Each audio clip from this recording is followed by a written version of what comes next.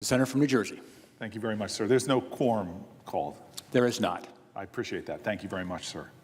Mr. President, I rise today to speak about the nomination of Thomas Farr to serve as district judge for the Eastern District of the great state of North Carolina.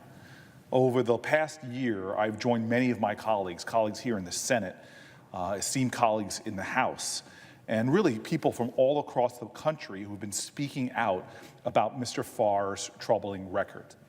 We see many district court judges come before the United States Senate, but I think none have triggered this kind of tumult, this kind of frustration, this kind of outcry. We've seen an outpouring of advocacy and activism now coming around this nomination. This nomination and the energy and advocacy of Americans speaking out against it is frankly not about politics. It's not about partisanship. It's about something deeper than just left or right. This is about right or wrong. We are a nation of people who I believe have so much more in common than we have apart. The lines that divide us are nowhere near as strong as the ties that bind us. And what binds us? We are bound together, not because of many of the more obvious, historically held things that hold people together. It's not our language or our religion or our race that holds this nation and her people together. We are bound to one another because of the ideals we share. We say them in our anthem. We say them in our salute and our pledge. We know that we are a nation of principles and ideals. And some of the most fundamental of those principles, the most sacrosanct of those ideals we share, are about and surrounding that right to vote, that every American has the right to vote. When you enter that ballot box, whether you're the richest person in this country or a working class person from Jersey, you are equal in that ballot box. You all have that right to vote. That's what makes this a great republic. That was what makes us to be a great democracy. Your vote will be equally counted and treated equally under the law. Throughout our history, greater Americans have fought to secure these fundamental rights for us. From Seneca Falls to the Edmund Pettus Bridge, Americans have stood and fought and marched and sweat and bled for this right to vote, for suffrage, for universal voting rights. There's been debates on this floor advancing legislation that have secured those rights amongst men and women, further advancing that truth about our country, that we will be a democracy where every vote will be counted, where every person treated equally in their right to vote. Americans from all backgrounds in multiracial, multi-ethnic coalitions struggled together for these rights, fought together to make them real. But this nomination now stands in direct contrast to that legacy of common sacrifice and common struggle, of that legacy to that push for equality.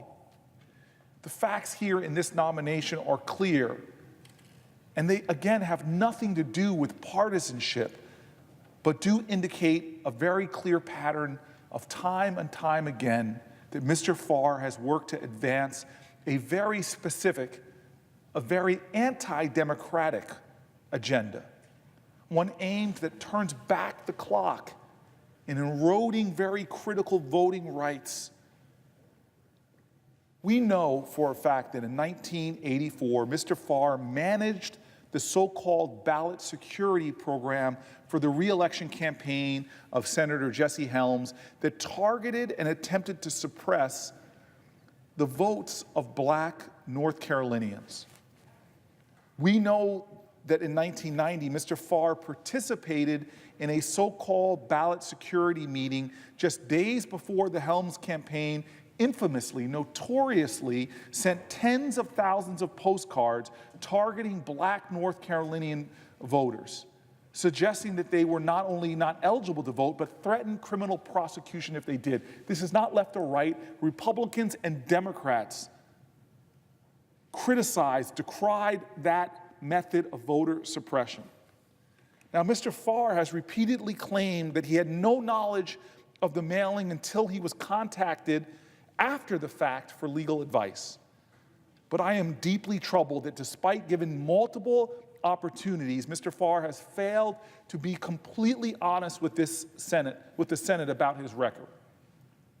When Senator Feinstein from California asked Mr. Farr, "Did you ever participate in any meetings in which the postcards were discussed before they were sent?" he replied unequivocally and simply no. But according to a breaking story published by the Washington Post within this last hour, we know that, and I quote, "During the meeting, participants also reviewed the Helms campaign's 1984 ballot security effort Farr had coordinated with an eye toward the activities that should be undertaken in 1990. The evidence that just came out from the Washington Post again casts a shadow over the truthfulness and the honesty of Mr. Farr about his participation in that meeting and the voter suppression efforts. And again, Mr. Farr misrepresented the context of this meeting in his responses to both me in December of 2017 and January of this year.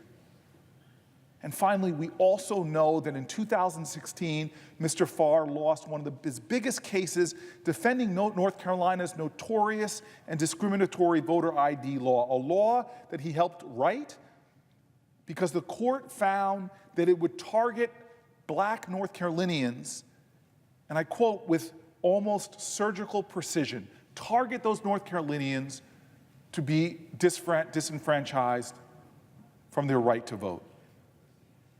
Time and time again, Mr. Farr has worked to advance an agenda aimed at turning back the clock on our democratic advancements, about our common ideals, about the common sense fairness that in this country, every vote counts, every person has the right to vote. Time and time again, in this process, Mr. Farr has offered misleading and incomplete testimony regarding his record and his work. This is a body that has shown in its history a capability to work together in a bipartisan way to protect the right to vote. This body is the one that passed one of the most important pieces of legislation in our history, the Voting Rights Act of 1965. But the weight of history isn't just on this body in this moment, because it still weighs heavily on so many voters in North Carolina who remember receiving one of those postcards from Jesse Helms in 1984 at the direction of Mr. Farr and others, and who may have received another postcard from the Helms campaign in 1990 threatening federal prosecution if they exercised their right to vote. It's those people in the Eastern District right now that feel the weight, the pushback on historical advancements, who are watching this body now.